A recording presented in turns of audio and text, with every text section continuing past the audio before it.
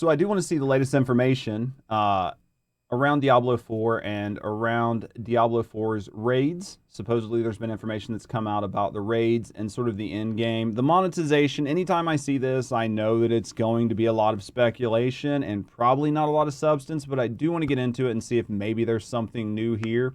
Something that I haven't heard, maybe something you guys haven't heard. So let's hop in, let's listen to it, and let's see what's going on. So with all of the hype surrounding D4, it's very easy to let information slip under your radar, and that's exactly what happened to me. There's actually some very interesting interviews with the devs from recent weeks that I've not really seen anyone cover, so that's what we're going to be doing today. There's stuff in here about the renown system, leaderboards, even raids were mentioned. There's a lot of stuff with potential that people are not talking about, so I really want to do that today. So we're going to start with the renown system. In a group content creator interview, Joe Shelley and Rod Ferguson were asked about the renown system. Specifically, are we going to get our renown reset every season? That is interesting, and I think part of that is something a lot of people are wanting to know, as well as the Lilith statues, right? Like, do we have to go get Lilith statues every season? And I think a lot of gamers don't want to. Now, the overall renown system I'm curious about, and I'm curious what you guys think. So let's see what the Diablo team said. And they responded by saying they are working on providing a fair start for every player in every season, and in this regard they are looking precisely at the renown system, and some things will be resetting every season, but maybe some things will stay account bound. So that sounds like a yes, that they're going to reset everything. Anything that could give you an advantage would be reset, and I think part of that advantage comes from the Lilith statues. That is sort of disappointing in the sense of, you know, if there are 20 or 30 Lilith statues per zone, you're going to have to go get those every zone, every season. Now, I'm sure there are going to be optimal ways to do that, and there will probably be guides. I'll probably make a guide on the most optional or the best sort of like route to run to get them if it's something that we have to do every season. Now, my assumption is they were probably going to reset everything every season, but the second... Thank you for that, Helen. Thank you very much for bringing your awesome community members in here. Thank you very much for the spicy lurk. Enjoy your decompression time, and I will see you later on, friend. That people started getting the Altars of Lilith and started saying, oh, I don't know if I want to do this every season, I would say they're probably revisiting that. I expect that a lot of the things will still reset. The only way I could see them, all right, so like in full transparency, the only way I could see them taking the Altar of Lilith out and making it to where you don't have to redo it every season is if it is no longer part of the renown system. That is the only possible way, because if it's going to be part of the renown system and they want to make sure all players have like sort of like even footing going into the season, then they have to reset the Altars of Lilith. Not entirely excited to hear that, but hopefully over time we'll develop a fast way to do them, or like a way to do them while we're like speedrunning alts and stuff like that, to make it a little better. Or maybe there'll even be an item in game that you can get like as a level 70 or a level 100 character that just makes them all show up on the map. That would make your life 10 times easier. It would break some of the immersion just having them show up on the map all the time. But once you get to a certain point in the game, if you had the option to turn them on, I think a lot of players would take that. But maybe the items that there's like hundreds of, they won't make you get every single season. There's going to be hundreds of the Altars of Lilith. I personally don't want to get the Altars of Lilith all the time, but maybe some people will. I don't know. Let me know what you guys think. Moving on, we're going to leaderboards. They were asked if they would be in the game, and they replied with, yes, leaderboards will be introduced in the seasons, and the developers are looking at competitive events for the leaderboards. I think that's a good thing. I mean, we kind of knew leaderboards were coming with the seasons, and the first season doesn't start until like the 20th of June or something. So there's a little bit of time before the seasons actively start after the launch of the game, which gives them time to get everything ironed out right before the seasons come out. I'm curious to see what sort of like competitions they have, and if they're going to have, you know what I mean, but maybe some sort of PvP competitions based on leaderboard standings and stuff like that. An example was used that you could have a leaderboard for the fastest to level 100. However, the devs have expressed concern that they want to escape the trap of the leaderboard. They don't want people to pick the strongest class because most of the top people on the leaderboards are rogue, for example. They're really trying to avoid this and are also trying to figure out how they can make the leaderboards without forcing one character or one build. You can't. There's always going to be a best, most optimal anything in a game. Everybody looks for, if you're an FPS person, right? Everybody's looking for what's the fastest time to kill? What's going to give me the edge? What gun should I use? What attachments should I use? What perks should I run? It is impossible to not make that happen. And if you balance the game in such a way that everything is exactly the same, then it's going to be boring. I think the leaderboards are nice to benchmark, but I definitely think if they do things well, they can find other things to do to give people something to chase other than just being number one or on the first page of the leaderboard through events and things like that that don't only emphasize being the fastest at doing something. We need to see. Now, it does seem difficult for people to accept, even the devs themselves, that when you create a game where the classes are different, there is going to be one best thing, and it is totally unavoidable. Yep, that's what we just said. However, I do think you can use leaderboards in a way that enable people to play their classes and not feel like they're playing the wrong class. For example, if you have fastest to 100 or dungeon clears on specific classes, not just overall, I think that gives people a lot of options for how they... I think it gives people more options. I don't necessarily think it gives people lots. I think that it will give people... if there are 5 classes, it will give people 5 different options because there will be a best build for every individual class. So this will at least prevent everybody from running Sorcerer the first season. But it just depends on what you're trying to do. Like if it's first team to clear whatever. But yeah, like first to 100 and like first fastest max level and stuff like that. There's going to be a fastest path to do it, and that's what everybody's going to look at. They may want to play the game without feeling like they have to be dragged onto that overall one, which will probably have 1, maybe 2 classes that are optimal for reaching those leaderboard limits. Yep.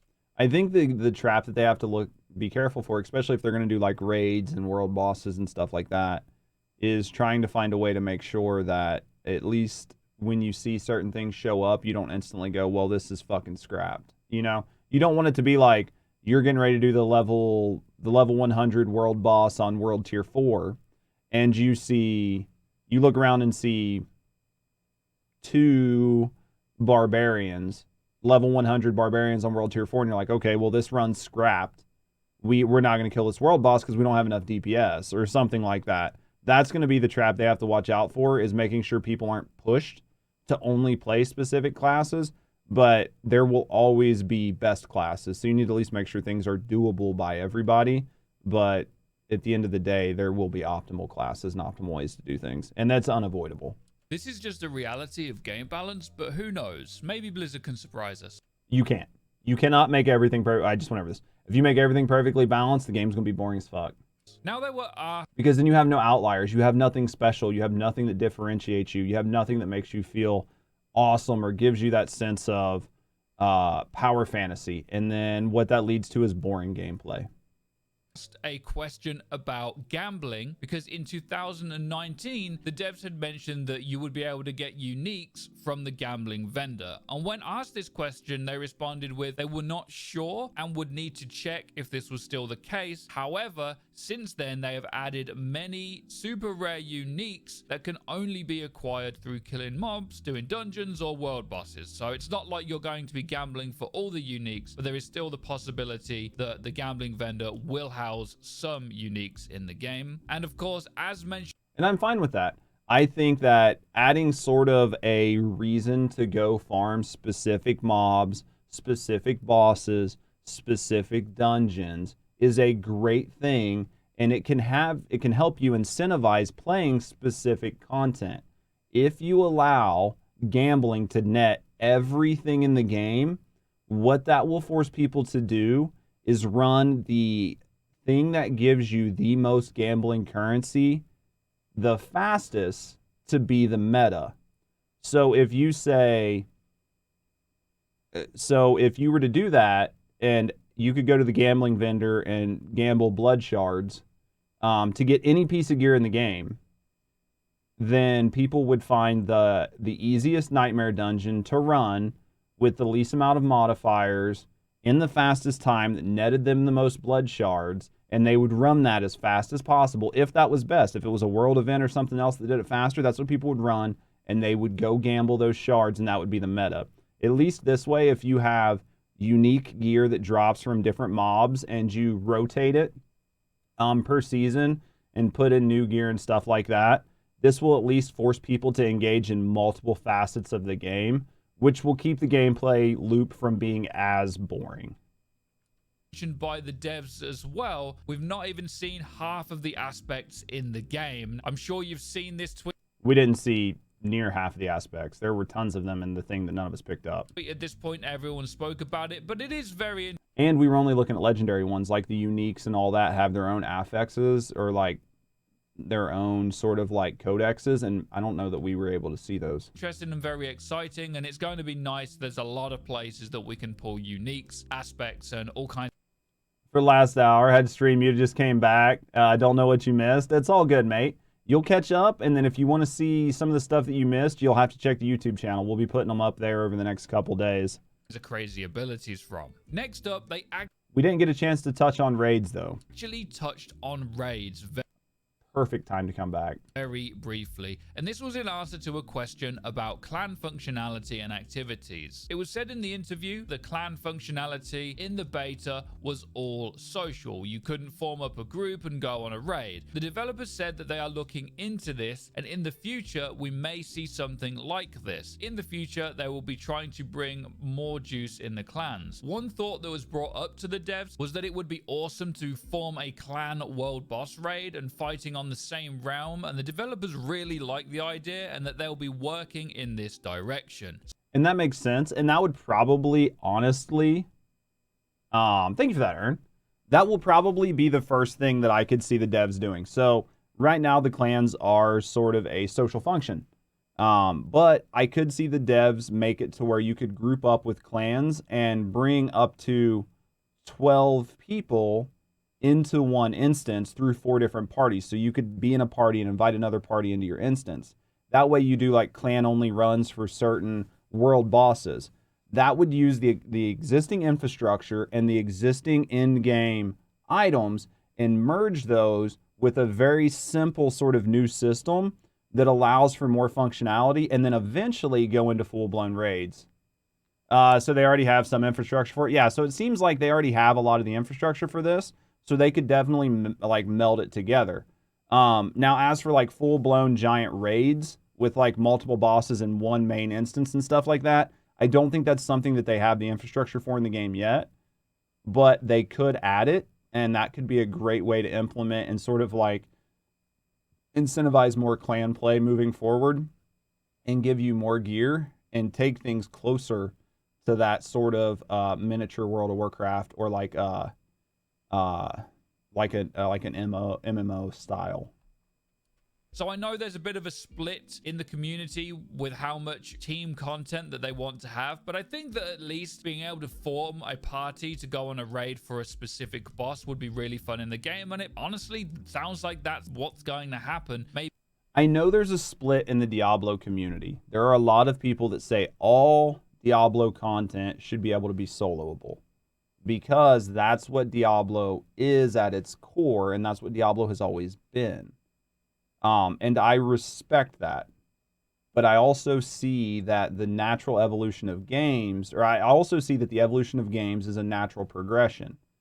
And I don't see it being a negative to have things in the game like raids, which give you raid bosses and give you raid loot, to say, hey, if you want this content, it's there.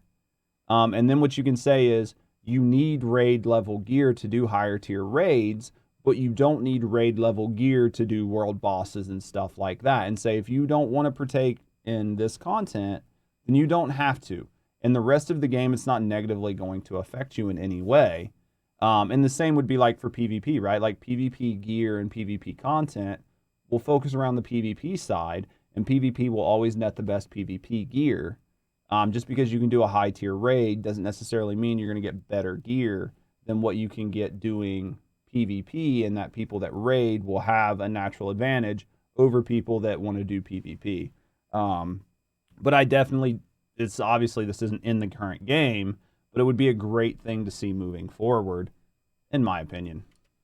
Maybe not at release, but sometime after. I'll touch on this quickly because they were asked about the Battle Pass again, and once again, they have said the Battle Pass is purely cosmetic. The only place that we know there are boosts in this game is in the season journey, but again, this is all going to be earned through playing the game, not through paying. I know people are concerned because of Diablo Immortal and just Blizzard in general, but there's still been zero indication that there will be pay to win in this game, and the Battle Pass is still remaining cosmetic only. And I will keep beating on this drum. If they say it's not going to be there, then it's not going to be there. And everybody that's being worried or nervous, there's literally nothing you can do to ease those players' fears, because they're going to be that way. And after the game comes out, they're going to be like, oh, well, just because it's not in the game right now doesn't mean next season. And you can't fucking make those people happy. So I think that's part of a discussion that people just need to stop talking about. They have 10% bonus in groups, but outside that, not sure how much group play for reward perspective. Yeah. Even if they don't want to, for sure. No, I agree. And you can get like 5%, but that's like if you want to play optimal. Like, you don't have to play in a team. Now, if it's more optimal to play in a team, that sucks if you don't want to do it, but you're not forced to do it. Right now, the only real forced content is the world bosses that people were already soloing in the beta.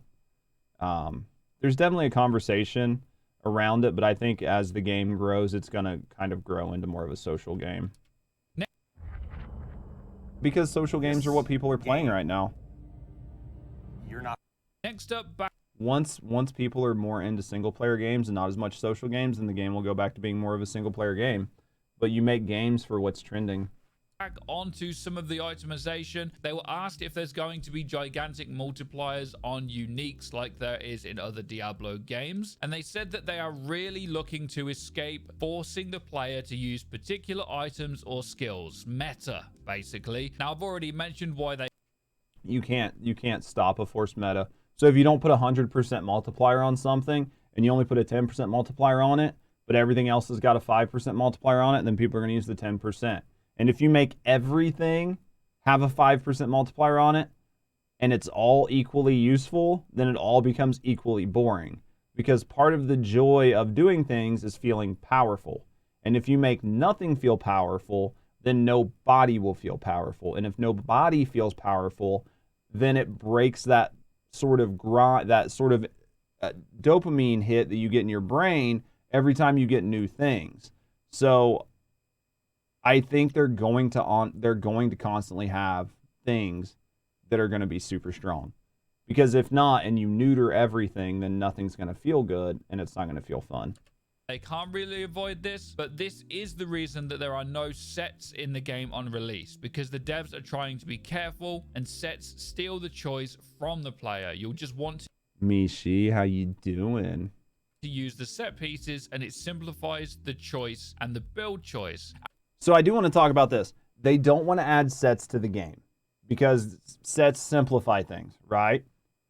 Play Diablo 3. You have sets, and then you have LOD. And LOD is a bunch of non-set set pieces. You have an optimal, you have a best in slot, everything. And the same thing will happen. Like, they don't want to add sets to the game. That's fine. What'll happen is people will find the best in slot items for each character, and that will become an unofficial set. You will wear all of these pieces for the build, and that's your set. That's how that works. Even a 1% advantage can make something meta. Yeah. And keep things as close. But I think if you keep everything as close to 1% as possible, then it gets boring. And that's where they're going to definitely have a hard line to toe. because any outlier becomes the thing that everybody gravitates to. And there's a reason. And if you make it to where there are no outliers, then nothing is exciting and everything becomes boring because everything becomes the same. As I mentioned before, I think you really have to have leaderboards specific to classes to avoid this anyway. You do need to have leaderboards specific to classes. I'll agree with that. There is going to be a best thing in the game. I appreciate that they are at least trying to keep that as balanced as they can. Could they do a really rare weapon drop? I think they are. And their goal is going to be specific monsters have a specific weapon that they can drop at an ultra low rarity. But then that's just going to force people to go chase those, which are uniques, right? Which is just going to force people to chase those. But then that item will become meta. The barb only unique item, right? And it's going to be interesting to see what happens when the game is out. And like the butcher, you can't farm. At least right now in the game, there's no force spawn for the butcher. Now in the full release, maybe there'll be a way to force spawn it. But right now it's just a random chance occurrence. And that random chance occurrence has an individual player cooldown. And then that boss might only have a 1% chance to drop the item anyway. Which adds like random on top of random. So I imagine they'll add a way to force spawn some of these bosses at some point. Because random randoms are terrible. Like as a gamer, a random sucks. Randoms suck in general. But a random really sucks. Especially if you get unlucky on your random rolls and you can't do something somebody else can because they got very lucky and you didn't. Next up, they were asked about... And a double random is very, very challenging to deal with. Rune words, because rune words were shown in an early version of the game. Well, actually, rune words are not coming out in Diablo 4. They've tried to work it into the game, but the way that the itemization... Turned everything into getting generic lead. Yeah, exactly. ...has turned out, they cannot find... And then, like, if you get something great, you like, put it in or whatever, but randoms are terrible to work around. ...a way to fit it in without, again, it becoming the meta thing, the thing you have to do. This isn't something that they're able to line up with the current builds, and for now, they are not in the game, but maybe they will bring rune words back. So wasn't... And you guys let me know down in the comments. I'm pretty sure rune words were things you were going to be able to add to your Paragon board to sort of modify the effects around that rune that you slotted into your Paragon board. And different runes provided different effects and different radiuses of effect on your Paragon board. I thought this was going to be added into the game, and I still assume it is, unless that's what I'm just now hearing is that it's not. Which would change things up a little bit and will sort of bring the spice level of the game down quite a bit, and will sort of water builds down.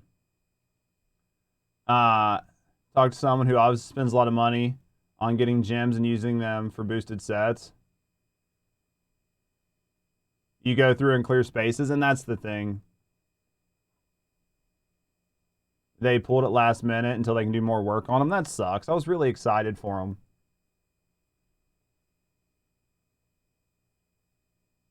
But that's true, Mishi, and that's where a lot of like new players or people who don't want to spend money in games will spend a lot of their time because they can use that and sort of sell it to make in-game currency, and that helps them out and helps them boost up through there, where people who don't have the time or the effort or the patience to go through and do it just spend money to get them. Later. And then last up from this interview, they were asked if they... That does kind of suck though, Ern. I was really excited for those.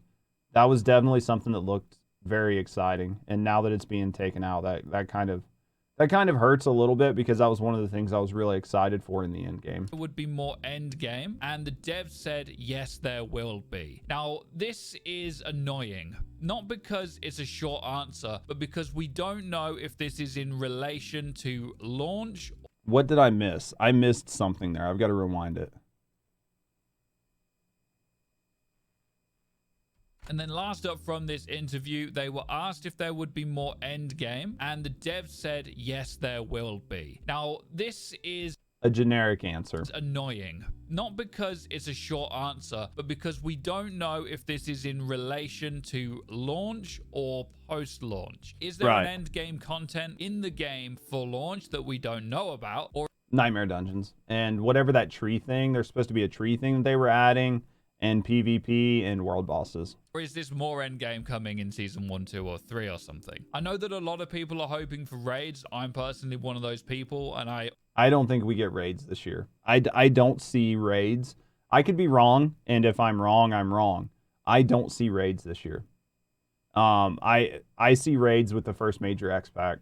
Also understand that there is a split there in the community again, because a lot of people just want to play the game solo. However, this game is clearly going in a multiplayer direction, and I would expect to see more group content, not less, post-launch. So aside from this interview, there's been some more information. You've probably seen this tweet here, which is Rod Ferguson confirming that drop rates were tuned higher to give a fuller experience and test during the beta. Which we knew that. We've talked about that in a previous video. But I wanted to note this because this is actually referring to drop rates overall and not the drop rates of legendaries. Those are still going to be dropping often when you get drops, and there is a reason for that, which I don't think has been cleared up. But there's actually an excellent video out there by Matt Jestick where he actually covers all solo on beta, but you actually played almost exclusively in groups, did you? I actually played most of it solo. I played some group content, and I thought the group content worked very well. But I played most of it solo, and I had a good experience. All of this, and also in a detailed Reddit post. And the point is that the rares and legendaries that we were seeing in the beta are actually kind of the mid-tier. As you start getting past level 50 and up to level 100, we're actually going to be swapping. I thought both felt really well. I thought everything scaled out pretty well. Affixes and aspects out on sacreds and ancestral items, and also trying to hunt down unique items as well. Those are the legendaries as a lot of people know them in other games. And I think the fact that they are called legendaries and rares, and the color of them as well in the UI, gave the indication that these are the kinds of weapons that we'll be seeing at endgame. But actually, no, they are the weapons that you'll be picking up as you level up. And it's also interesting to note that rares and legendary aspects cannot be put onto sacred and ancestrals. And those are big points to note, right? Like, those affixes can't be put on higher tier gear. And it is fair to note that the uniques and the ancestrals and all that stuff are going to drop at higher world tiers. So it's easy to draw sort of a direct line comparison between Diablo 4 and Diablo 3 and other sort of games that are out there. But it sounds like their loot system is going to be a little bit more different in the sense of what everything actually is. And I think that's going to be good, especially if uniques are relatively hard to pull. I know there's a lot of words being thrown around here, but basically what we've seen in the game is the lower tier version of those weapons. Yeah, it's the lower high tier. Like, if you only ever play the game up to World Tier 2, even if you're a level 100, then legendaries are going to be pretty integral to your builds. But once you leave World Tier 2 and you move on to World Tier 3 and 4, then you're going to start seeing different gear drop, and legendaries are going to be something that you wear because they do have like affixes on and things that help your build, but they're not going to be build defining. And at launch, we'll actually be moving aspects around on sacreds, ancestrals, and uniques, not legendaries, at least past level 50. Another controversial thing going around in the community is about respecking. Rod Ferguson has actually responded to this to say that respecking is not prohibitively expensive and that they've made it easier by being able to refund a single skill point or the entire tree at once. And I'm not going to talk about this again. I've talked about this in a previous video. Long story short, that's good. Respecking should be free, especially with all the different systems and in-game activities and PvP and PvE and world bosses and group content. You're going to need multiple builds across multiple... You're going to need multiple builds to do all this content, and it's not fair to have to make 3 or 4 characters and swap gear out, so respecking shouldn't cost you anything, in my opinion. Now, of course, we saw this in the beta, but I do think a lot of people would agree that trying to respec something that's at the start of the tree and having to respec the full thing currently doesn't feel very good, but it is nice to know that we are going to be able to respec at higher levels. This is something people were concerned about. Hopefully they just make it a little more user-friendly trying to respec, because I think that's just as offensive as the expense, to be honest. We just need to be able to save builds. We need to be able to save builds and quick swap them and have it not cost us any money. Because if I want to go from PvP to PvE, I don't want to have to sit there and think about all my specs again. Honest, it's pretty rough trying to respec. And it's also important to note that respecking has even changed since the closed beta that me and Force played in back in December. The way that the skill tree worked, how the points were distributed, and how the respecking worked was different then to what it was at beta. So it's a very realistic expectation, actually, that at launch it will be different to what it was in the beta, given that that's a similar period of time between the two. And that the beta that we played on was probably the most stable version of the game and not the most up-to-date version of the game. People need to... I keep driving that home, but the beta was a stable version, not the most current version. People need to keep that in mind. I'm very intrigued to see how this works out in the end. I just hope that it's a little more friendly than it was in the beta version. So that's pretty much everything, guys. There was a lot of info that I didn't know in here, so I hope that it helped some of you guys out too. Well, guys, yeah, hopefully you enjoyed that. I kind of gave my thoughts on a lot of it, but you guys ultimately need to let me know what you think. What you think of the changes, what you guys think of all the topics we covered, and if you agree or disagree with my opinions and why you feel that way. I'm always up for a good, well-spirited debate as long as both sides can remain civil. I know my opinions aren't always right and your opinions aren't always right. The important part is that we can discuss that together. But hopefully you enjoyed the video. If you did, leave a like and a comment. And as always, have a great day.